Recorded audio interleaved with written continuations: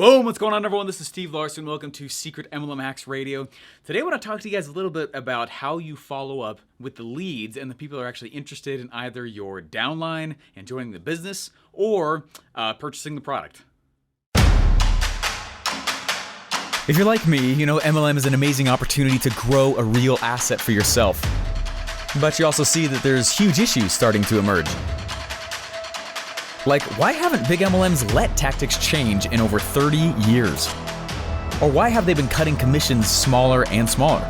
Or even, how dumb is it that old MLM rules say you'll get in trouble when you use the internet to grow your team? These are some of the blaring questions we all face today.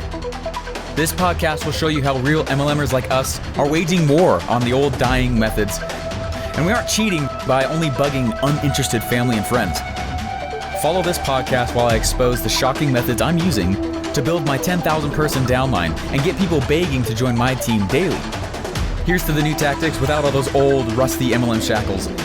My name is Steve Larson, and welcome to Secret MLM Hacks Radio. What's up, my friends? We're going to talk about follow-up today, and this is something I've talked about quite a bit in some other places that I publish as well, but follow-up is everything. This is actually one of the biggest questions I get asked on whenever I'm going to an event. A lot of people ask that when it's time for workshop stuff. This is one of those repeat questions that I hear kind of throughout. And if one person has the gumption to ask it, it means a lot of us are probably thinking it. So, in fact, about 2-3 days ago, I was at an event and I was walking around. I was doing some spot coaching with people who were kind of workshopping. And somebody said this question: Steven, how many times should I be emailing? Or is there a certain amount of follow-up I should be doing? Or is there too much follow-up I can do? And basically what I told him was that I taught him, I said, hey, when I am creating a follow-up sequence, I want them to opt out of me because I am being too aggressive in their eyes. You know what I mean? And now that has hardly ever happened. I have never had anybody reach back out to me and say, enough already. There was one mistake I made one time in sending, I think we've sent over like 2 million emails now, okay? In like the last 3-4 years, there's one person one time that has reached back out and said, enough, and it's because I accidentally sent it to him like 4 or 5 times, okay? But so it's my bad. The exact same email over and over again, but that's only been one time out of like 2 million emails or something. So I think right now we're at I send 200,000 emails on one SAT, one email account, another 200,000 on a second per month. So I send a lot of email. All right, it's a bunch. I wish I should have grabbed those actual numbers, but anyway. Hey, I just want to talk about follow-up. Now, when I was a door-to-door salesman, one of the biggest things I was taught was follow-up. And what you'll find, what you'll learn, and they grabbed a whole bunch of stats. They trained us really, really well. Most people don't actually follow up even once. Okay, the stat is that 47 to 48% of people will follow up one time. Okay, and we typically need around 5 to 8 times of follow-up in order for somebody to say yes. Now, I've heard some people say that they're like, well, 5 times to follow up, is that because you're being aggressive and finally they just give in? No, it's not that at all. One of the guys I like to follow online is Frank Kern. You've likely heard of his name.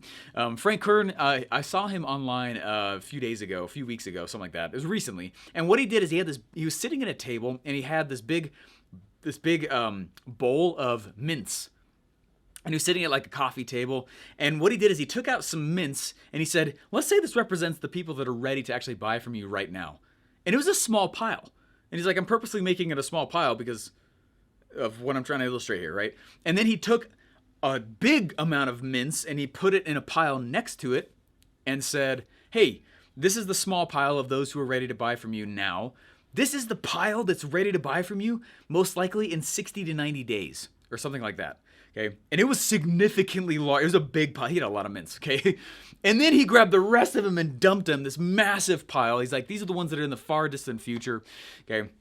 He said, it's not that you can't focus. It's not that you can't sell those that are ready to buy right now, but what we need to do is focus on the 60 to 90 day group. It's literally a much larger category and you're getting a lot more sales for it. If you just focus on those buy now, buy now, buy now, buy now, buy now, buy now, the issue is that a lot of people are not ready to buy. It's not that they won't, it's that it takes a few rounds and a few pieces of follow-up. Now you can be annoying, right? There's an annoying way to there's an annoying way to follow up, and there's a very value-based way to follow up. When you follow up with value, obviously it's a lot easier for people to say, yes, you're not annoying, and people are actually looking forward to the interaction with you.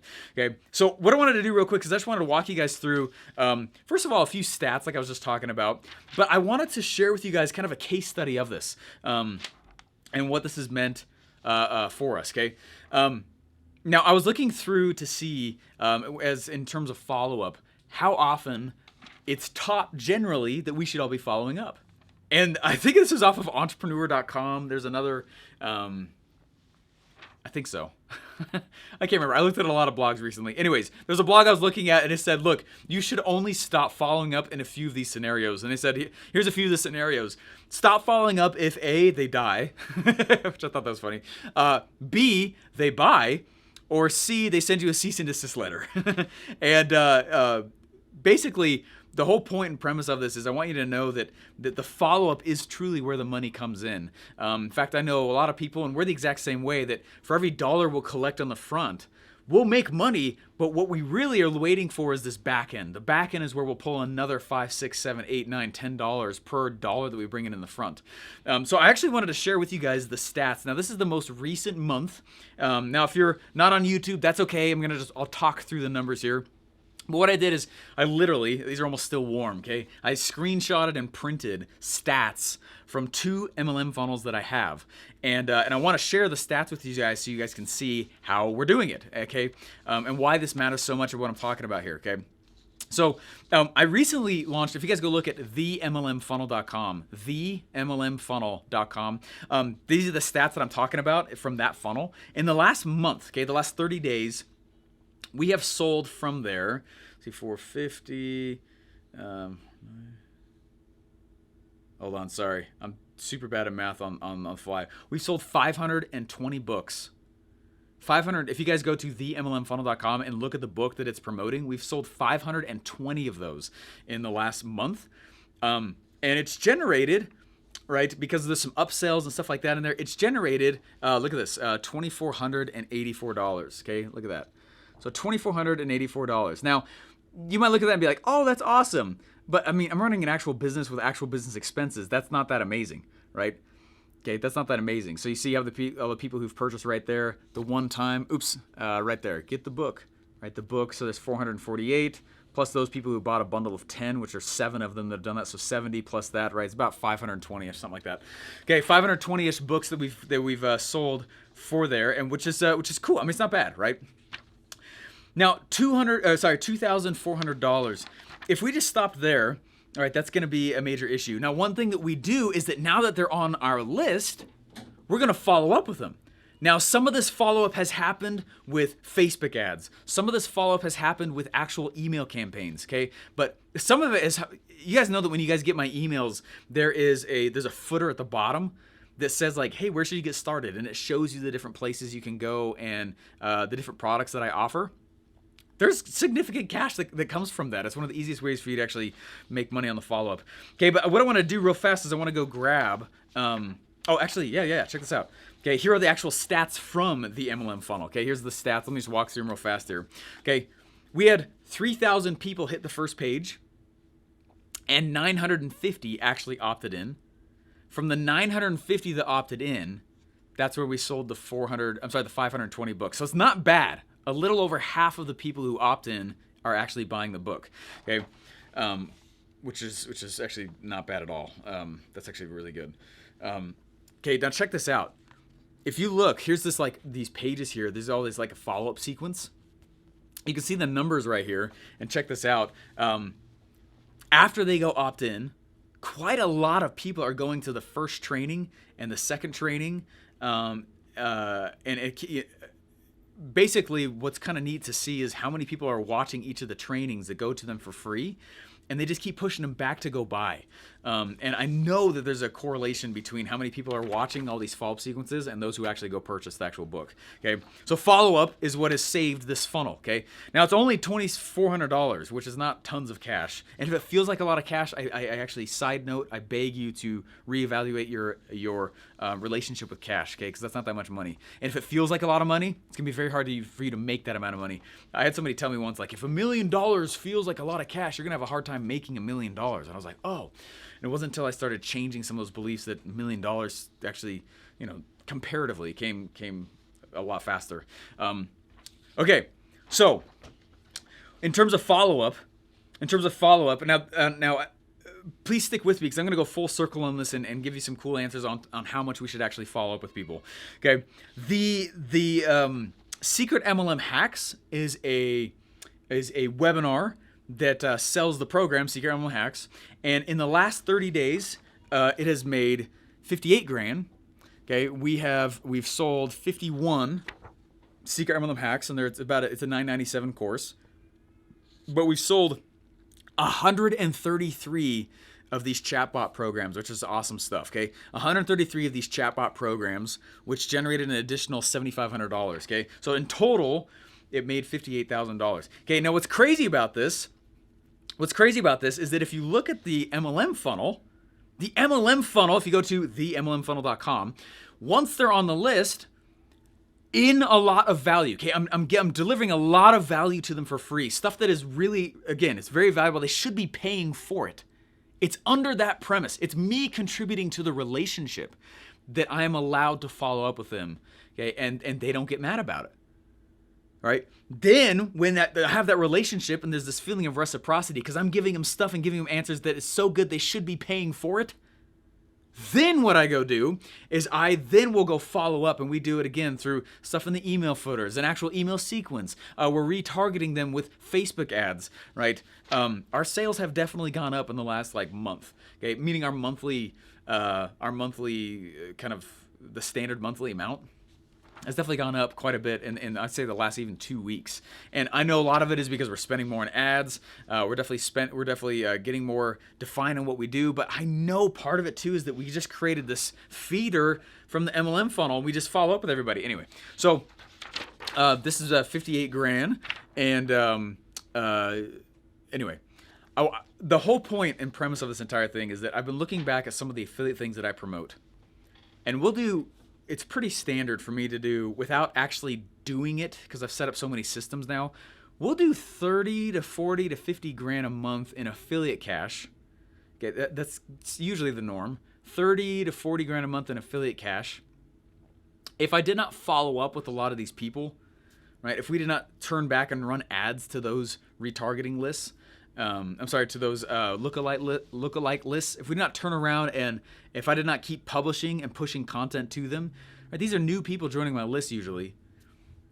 I mean, it would stop there. 30 to 50 grand a month, again, is pretty awesome, but we usually do around 150 to 200-ish. And I know that a lot of it is because of follow-up. Okay, so that's the whole point. Again, I'm a Frank Kern fan. I was watching him say, hey guys, here's real life today. I made 11 grand on the front, but if I had not followed up, I wouldn't have made the other 60 grand that we made today. You know what I mean? And that's the reality. So when you go, here's the point. Just because somebody buys your MLM product doesn't mean they're not ready to buy another MLM product faster than the auto ship ships. You see what I'm saying? Go reach back out to them. If they bought a product, right, and they're saying, hey, thanks for buying the product, reach back out and say, hey, if you like that, other people also like this, do you want it? They've already said yes once. The second yes is always easier than the first yes. Reach back out, you guys. Make an actual follow-up process and start testing it. Don't just do it willy-nilly. Sit back and say, okay, when somebody buys my MLM's product from me, I'm going to first reach out to them and ask them about this. And then I'll give them some value. And then I'll reach back out and I'll hit them with this again and ask them if they want to buy that. And then go test it. Just by you asking, my assumption is that you're going to make more money. Even if you do it badly, okay? Most MLMers don't have any kind of follow-up process for their products or once somebody joins their downline. There's just not a lot of follow-up process, okay? to go get the next sale, the resale. Okay, that's the whole point of this episode here. Okay, so to answer the question though about how much is too much, it's jokingly, right? Stop when they either die or they buy or they send you a cease and desist. That's the joke. But in all reality, guys, you can email every day or you can send a message every day. Like, and especially if you're on Facebook and you're not doing emails, you should be doing something on Facebook every day, right? Or somewhere in social media. You gotta talk and you've gotta make noise. You gotta be loud about this stuff. And it's just not gonna happen. It's very hard. Quite literally, we will take $1 on the front end that we make, right? I'm not talking about ad spend where we put $1 in and we'll usually get 4 to 5 out. I'm not talking about that at all. I'm saying once we've made the $1, we'll make an additional $4, $5, $6, $7 on the back for every $1 on the front because we follow up. And that number's about to go way up. And I'm very excited about that because we got more stuff that we're dropping out there. Anyway, that's the point of this episode, guys, is I just wanted to start your brain turning on follow-up. And you may not even have a follow-up sequence. Do I even have a follow-up sequence when they buy my product? Do I have a specific follow-up sequence when they join my downline, right? Does that make sense? Make an actual process, start testing it, and as you need to, start making those adjustments to start making improvements. And it's significantly easier to get that second yes, and for more money as well. Okay, so go sell more. Say, hey, you know what? Before this auto ship that's going out to you, you can also toss this one in with it, right? And start doing those kind of promos. And this game gets a lot. It's no different just because it's an MLM. Okay, no different at all than a normal business. Follow back up with buyers. They bought. Follow back up and go resell them something else. In fact, usually my standard is I will immediately after they buy one thing, I will meet you. It depends on the price point and where things are, but I usually, especially if it's something that's under $100. I immediately will offer them 2 other things. So the first thing, 2 other things, and a downsell and a bump. So in pretty much every single front end funnel, something that's usually lower than $200, something like that, I'm going to offer them 5 separate products in a row. And you can do it without being annoying, and you can do it while adding value. But that's usually how I run it. Hey guys, hopefully this episode has been helpful to you today. That's the whole point of it, is just follow up. Just think about the follow up, and if you don't have a sequence, go make one. Don't do it willy nilly. Meaning, I just want you to be able to track. That's it. Just go in and be able to track the results from it, and then guess what? Hand it off to those people in your downline. Okay. Bam, just increased all your team volumes. All right, guys, hopefully you guys enjoyed the episode. And if you've not yet, go to secretmlmhacks.com and join the program there. We'd love to have you if you like this kind of stuff. And we'll see you in the next episode. Bye. Hey, thanks for listening. Please remember to rate and subscribe. Hey, I know it's tough to find people to pitch after your warm market dries up, right? That moment when you finally run out of family and friends to pitch. I don't see many uplines teaching legitimate lead strategies today, though. You see, after years of being a lead funnel builder online, I got sick of the garbage strategies most MLMs have been teaching their recruits for decades. So whether you simply want more leads to pitch or an automated MLM funnel, head over to secretmlmhacks.com to join the next free training. There you're going to learn the hidden revenue model that only the top MLMers have been using to get paid regardless if you join them. You're also going to learn the 3-step system I use to auto-recruit my downline of big producers without friends or family even knowing that I'm in MLM.